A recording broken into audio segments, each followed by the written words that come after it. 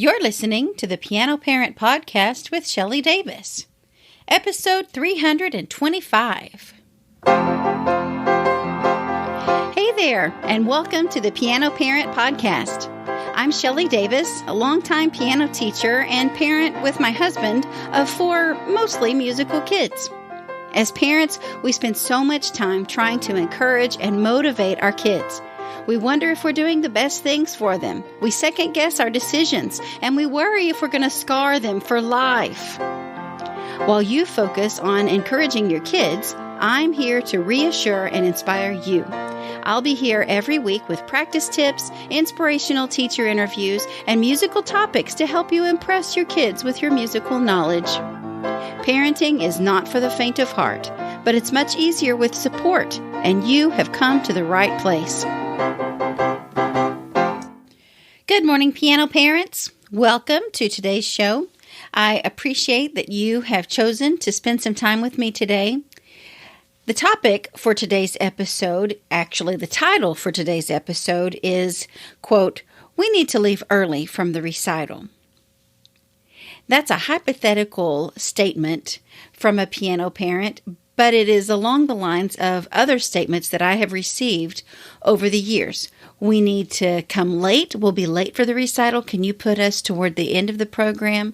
Or we need to leave early from the recital. Will you put us up close to the front to the beginning of the recital so that we can sneak out before it's over because we've got some other things we need to do?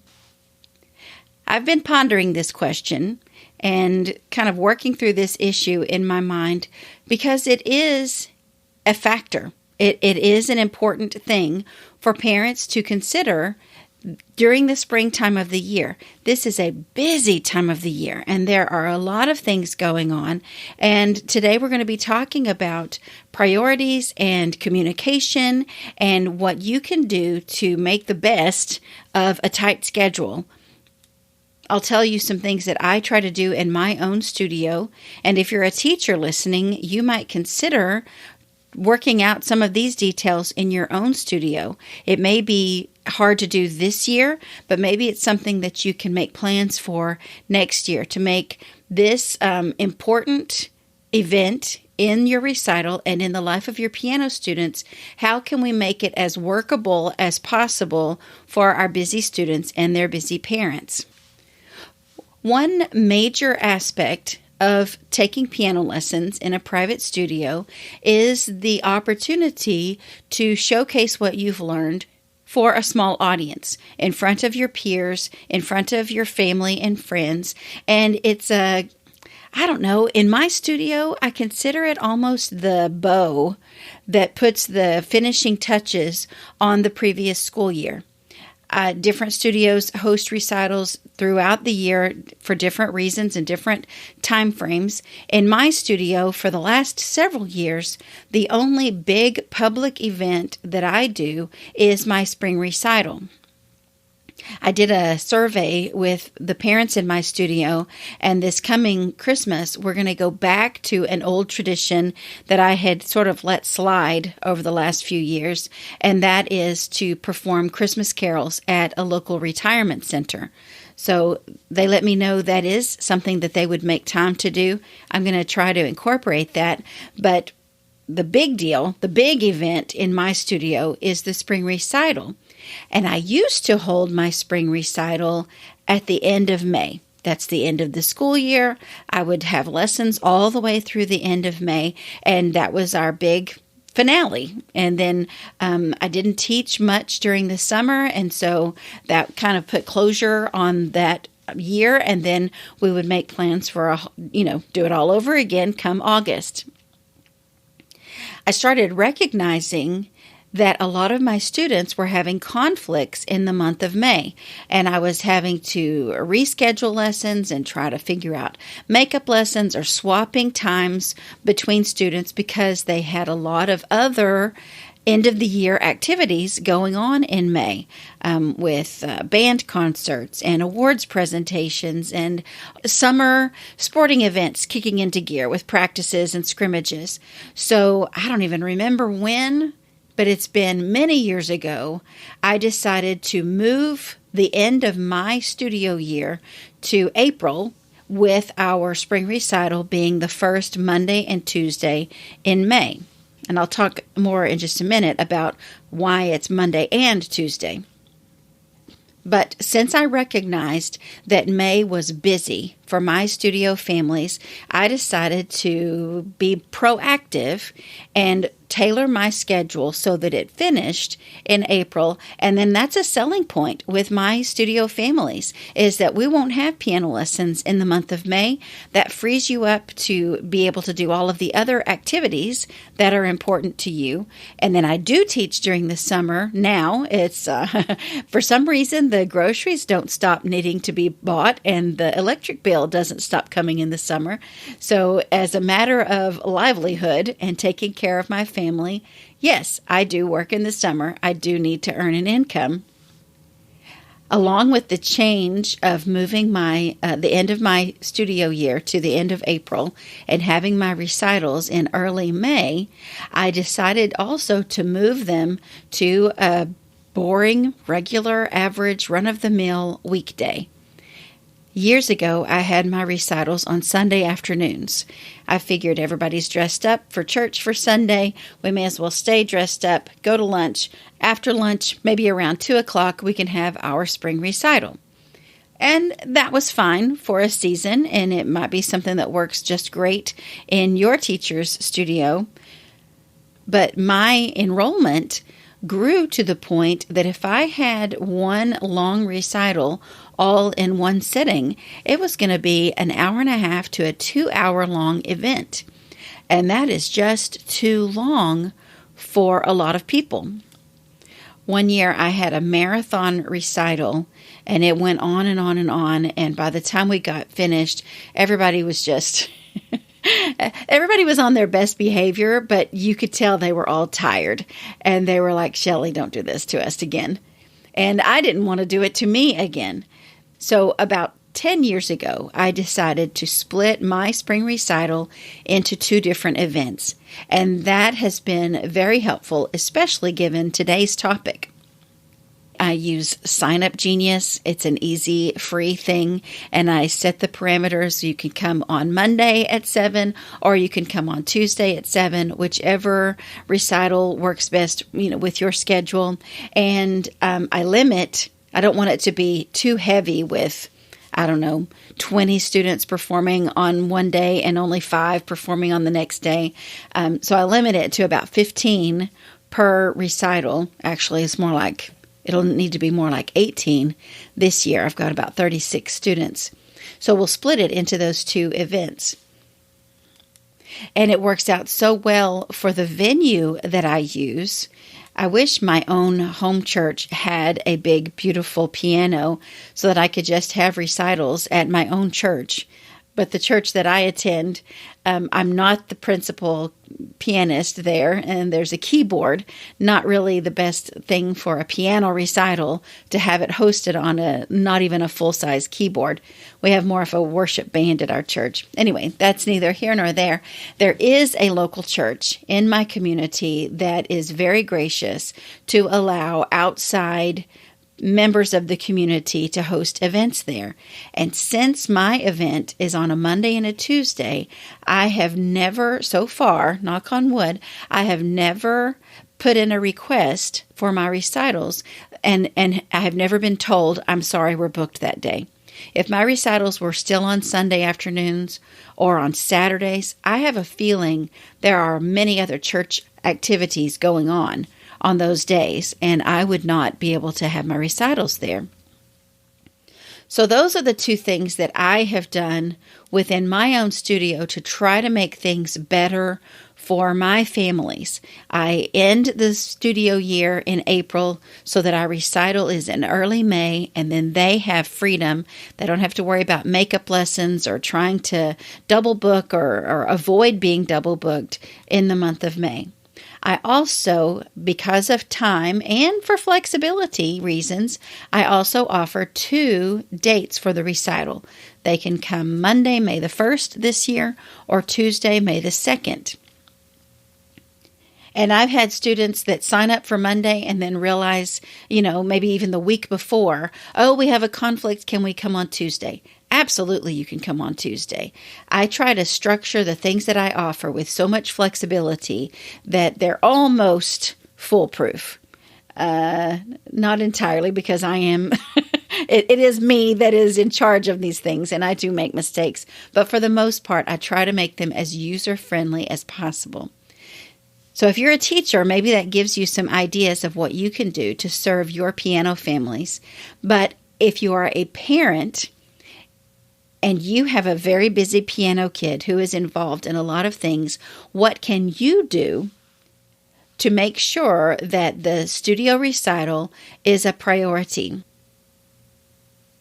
I think it's wonderful if your piano kid is involved in after-school activities, whether they are part of their school day, maybe chess club or athletics offered through the school.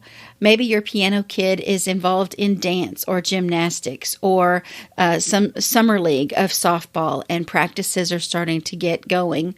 Things that are going to start filling up your late spring, early summer activity calendar. I want to encourage you today. Today is March 20th, first day of spring. We've still got some time before recital season is here. So today, start looking at your calendar and start gathering all of the communications from all of the coaches and teachers and things that your piano kid is involved in, and put pen to paper and start plotting out your schedule. Communicate with your teacher. If they haven't sent out any information about the spring recital yet, ask them, do you know what the date is for your spring recital? I want to make it a priority. I want to put it on my calendar and make sure that we give it the attention it deserves. I sent out an annual calendar way back last fall that has all of my tentative dates on it. But I need to send out a communication with my studio families now just to remind them, hey, don't forget, we've got spring recital coming up May 1st and 2nd. And sometimes it's my piano parents that send me that question, hey, Shelley, when is our spring recital? That prompts me to, oh yeah, I do need to send out that email. So, parent, since I'm telling you to check your calendar and communicate with your teacher, I'm also making a note to myself that I need to communicate with my parents. In my opinion, communication and prioritizing is going to be the best way that you can navigate the busy weeks that are coming up with the end of the school year and the beginning of summer all colliding together. If you communicate with your teacher and you find out that your spring recital is on the third Saturday of May at 7 o'clock, and then you also get a schedule from your softball coach that says you're going to be having practice on the morning of the third Saturday of May, probably that's not a problem. You can go to practice in the morning, still have time to get cleaned up and practiced and refreshed before the recital that evening. If you see that there's going to be an evening scrimmage, now we need to have some conversations. You don't want your piano kid to miss out on an important scrimmage because then they might be sitting on the bench the rest of the season. At the same time, this is possibly the culminating event in your piano teacher's studio. You don't want to miss that either. My caution is that you should not try to do both. I feel like it's unreasonable for you to say, okay, the recital's at 7. If we ask her if we can play early and we can be finished there by 7:15, then we can change in the car and we can rush to the scrimmage and we might miss the first inning or two, but we'll still be there. Whew, that makes me tired just thinking about it. And now, rather than being committed to one activity or the other, you're kind of spread too thin. And you're making both activities feel lesser than. Hey, piano teacher, we're leaving early because we got better things to do. Hey, baseball coach, we're going to be there late because we've got better things to do. That just doesn't feel good, does it? Neither one of those groups, the piano teacher or the softball coach, neither one of them are going to be very happy. Your poor piano kid is going to be stressed. How well do you think they're going to play in the recital if they know they've got to rush out as soon as it's done? And then how well are they going to play in the scrimmage if they're having to shift gears mentally and physically, changing clothes, and it's just too much stress? And I'm not telling you to give up one or the other. I'm just trying to advise you and encourage you to be proactive. If there is a way that you can avoid these two events colliding, now is the time to do it. And as the piano parent, you need to be the one to make these decisions. I don't think it's fair for you to ask your 10-year-old, hey, you've got your piano recital and that softball scrimmage all on the same night, Saturday night. Which one do you want to do? Please don't do that to your piano kid. I think a gift that you can give your child, especially as they are a child, while they are a child, is to make some of these difficult decisions for them. Sometimes it's a blessing to have those difficult choices taken out of your hands. This is a little off topic, but if you've listened to the podcast much, you know about my daughter Tracy and the fact that she was born with a very serious heart defect. And we knew that she was going to have her first open heart surgery 3 days after she was born. And that the second surgery would come sometime when she was about 4 to 6 months old. And she was doing so well. And my husband and I were like, how do we make the decision to put her through surgery? She seems to be doing so well. We know the doctors are telling us that it is part of her anatomy. She's going to need to have this second surgery. But how do you make that decision? And we were so grateful. It was a scary, scary day, but we were so grateful for the day when she became stressed. And it was obvious that, oh my goodness, we need to get her to the hospital immediately. And she had surgery the very next day. It was such a relief to us not to have to make that decision. It was made for us. And I'm very grateful. Everything went well with her surgery. And when it was time for her third surgery, when she was about 2 years old, we were more involved in the decision-making process for that. We were a little more mature by then. And as your children become more mature, you can give them the responsibility of making some of these decisions. But right now, I believe that responsibility is yours. Now, you've got a lot of factors that you can consider. Right now, we're in late March, so you're already going to start looking at the calendar. You're going to be communicating with coaches and teachers and following their school calendar, and you're going to see when these important dates are. And you're going to do everything you can to avoid being double booked. But if there is an occasion where you have two very important things that are booked at the exact same time, you need to make the decision about which one to do. Don't put that on your kid. And own the decision. Look, we've got piano recital on the same night of that scrimmage. I felt like it was more important for us to do blank. I'm not going to tell you one way or the other. I'm not going to help you. Oh, that's mean. You have to decide what's best for your family. Now, if you decide that you need to go with the scrimmage because maybe your piano kid is showing more athletic tendencies and you feel like that is really their jam, that's really what they connect with. You still enjoy piano, but you feel like the future is going to be more athletic for them. Fine, make that decision and own it. But communicate with your piano teacher. Let them know, thank you so much for a wonderful year. We have learned so much from you. We are grateful to have you as a teacher. We look forward to continuing with you.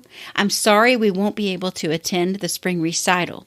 You don't need to go into a lot of excuses. You don't need to say we chose the scrimmage over this. That's none of your teacher's business, honestly. What you choose, what you decide to do is your decision, and you don't have to offer excuses. And the teacher may take it a little bit personally, and I'm sorry if they do. Over the years, I have come to a place, and maybe it's through experience and my own hard knocks, but I don't take it personally when a family tells me they won't be able to attend the spring recital. Wonderful. Thank you for letting me know. I appreciate that first and foremost. I hope whatever other activity you have going on is a great experience for you. And thank you for a great year. And yes, I'll let you know when it's time for summer lessons to begin. These decisions don't have to be, they don't have to be personal. They don't have to be confrontational. It's just a decision. And if you chose to do the piano recital over the scrimmage, I would recommend that you communicate with the coach as well. Coach, we are excited about this season. We will be there for practice that morning, but I'm sorry we have another obligation during the scrimmage. And you don't have to tell them any more than that either. Well, we're going to miss this scrimmage, but we'll plan to be there for the next one. And good luck. I hope the team does really, really well. If you opt not to do the recital, I'm trying to think how I would feel if a family told me that they were not going to be able to be at the recital, but then they took the time to have their piano kids video themselves doing their recital piece. Send me a video of their polished recital piece. I think I would appreciate that. I would be grateful that they took the time to at least study the music that I had given to them. And they did show me that that was important. Even if the calendar collided, they were still valuing the things that I was teaching them. I honestly think I would be grateful to receive that email with those videos in it. Your teacher might not feel the same way, so you might consider whether or not you do that option, but it's something to think about. So no matter what way you go, I hope that I have convinced you that the question or the statement to your piano teacher, we need to leave early from the recital because we've got ... I hope I've convinced you not to go that route. Be proactive. Communicate with your teacher and your other coaches and other teachers as early as possible, and then make that hard decision if there is a conflict. But don't fall into the mental trap of thinking you can do everything. You just can't, and you don't have to. Don't feel obligated to do everything. Make the decision that's best for you and your piano kid. Own it and go from there. One last thing before I sign off. If you do have a piano kid who is preparing a spring recital and you need a little extra motivation to help them get in all the practices, all of the repetitions to make sure their recital piece is performance ready, I have some fun and free practice trackers that you can download from the website. If you go to pianoparentpodcast.com/spring100. The word spring and the numbers 100. In my studio, I try to offer my students to practice their piece 100 times. Some of the practice trackers have different activities to do after so many practices. Maybe record your piece or play it with your eyes closed or different fun things just to help make sure their performance is solid and ready to be performed when the recital comes, or when that recital video takes place. So you can check that out at pianoparentpodcast.com/spring100. I'm so glad you're here. I'm so glad that you are making those important decisions and helping your piano kid navigate this exciting but busy time. And I look forward to seeing you again next week. And that's the end of today's episode. Thank you so much for hanging around all the way to the end. If you haven't done so already, this would be a great time for you to hit the subscribe button. If you're listening through Spotify or Apple Podcasts or whatever your favorite podcast player is, hit subscribe so you will be the first to receive next week's episode. I would love to connect with you. You can find me on Facebook and Instagram at Piano Parent Podcast, and you could just email me, Shelley at pianoparentpodcast.com.